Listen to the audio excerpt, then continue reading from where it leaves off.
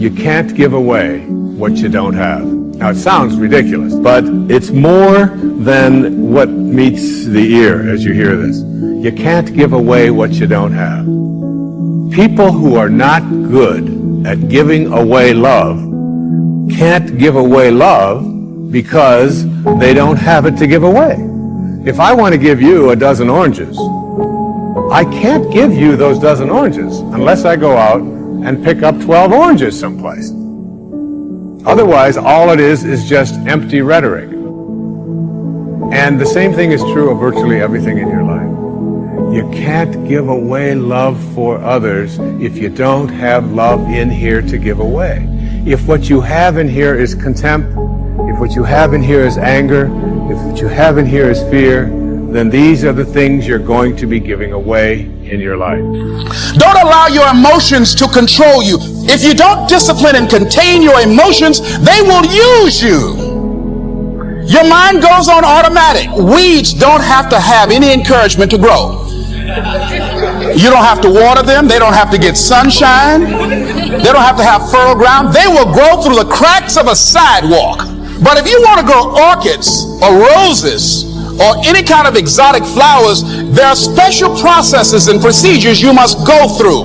You don't have to force yourself or motivate yourself to think negatively, to be depressed, to hate somebody, to want revenge, to want to get back at somebody, to beat yourself up over the head, to feel loaded with guilt. You don't have to make any effort to do that. You've got to be willing to harness your will.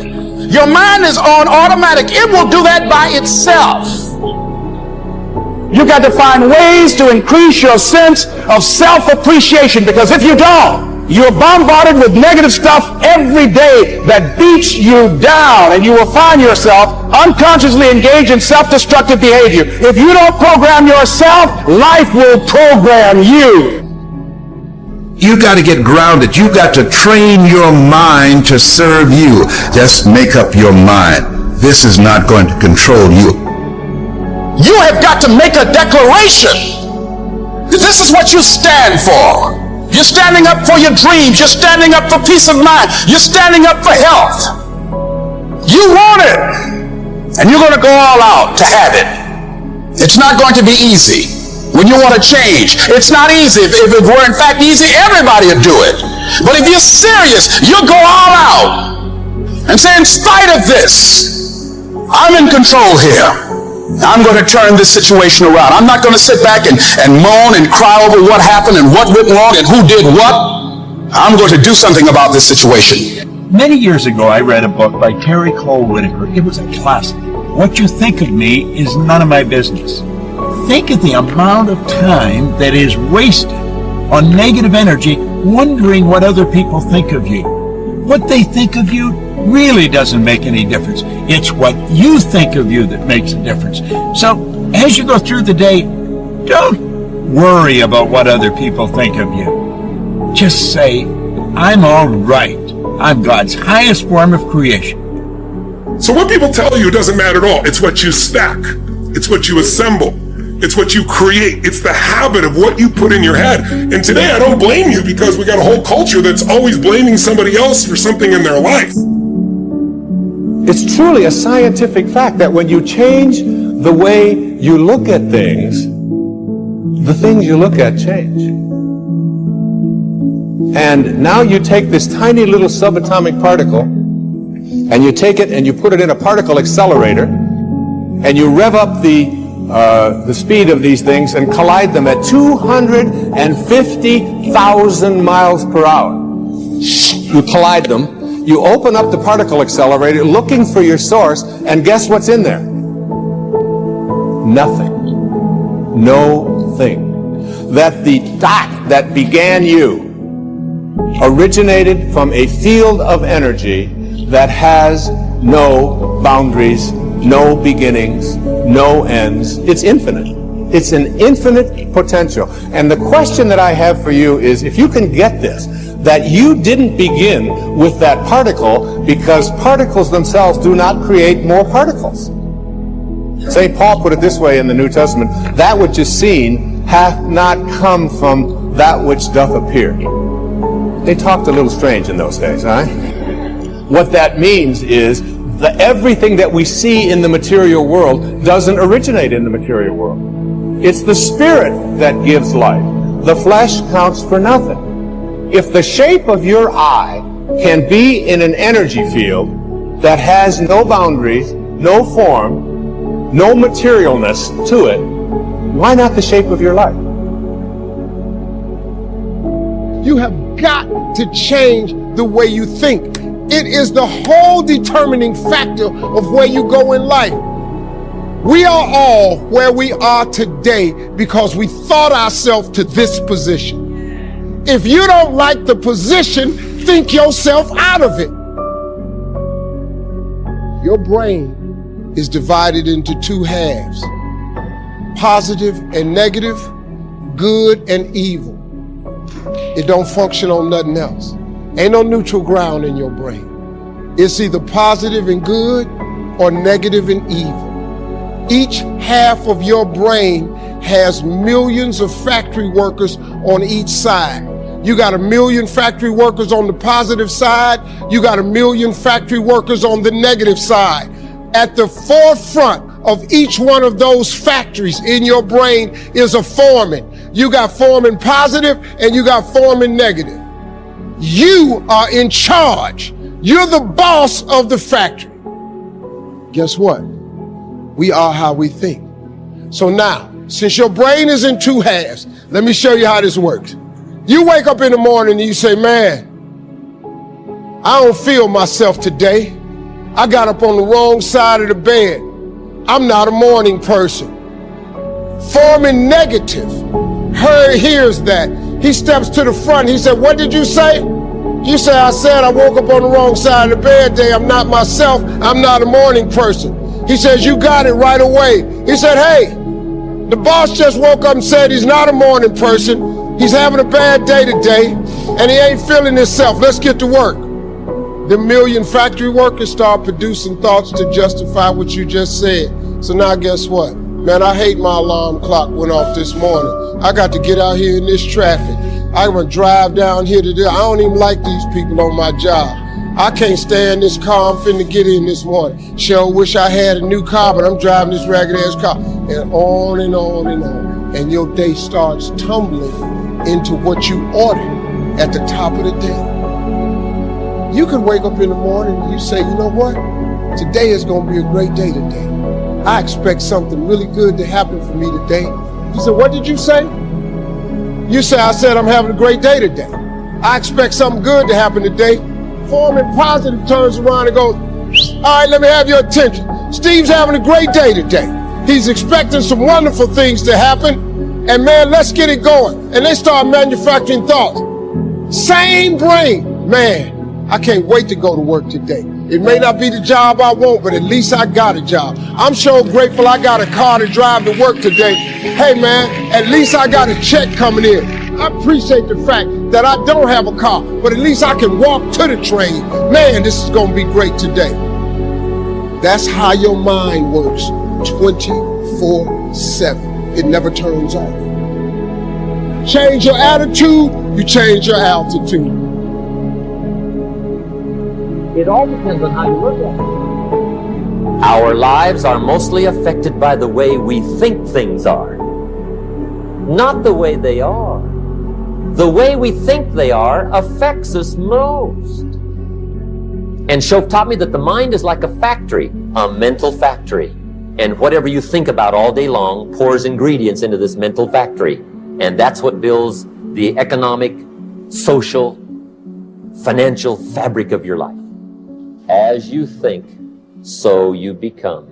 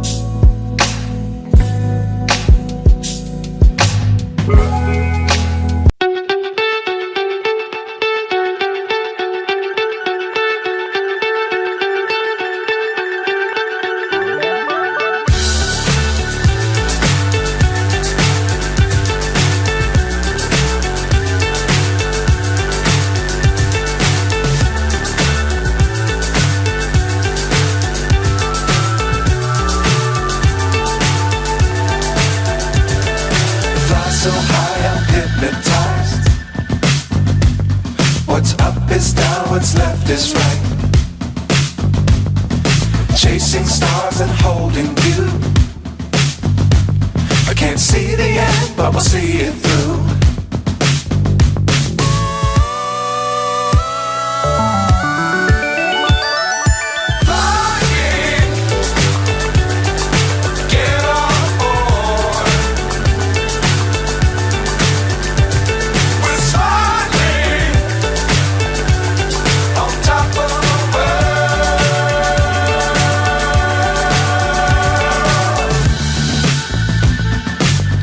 Times don't fly too high. Be sure to keep the ground in sight. Fly forever if you keep it tight. Love the world but keep the sky on your mind.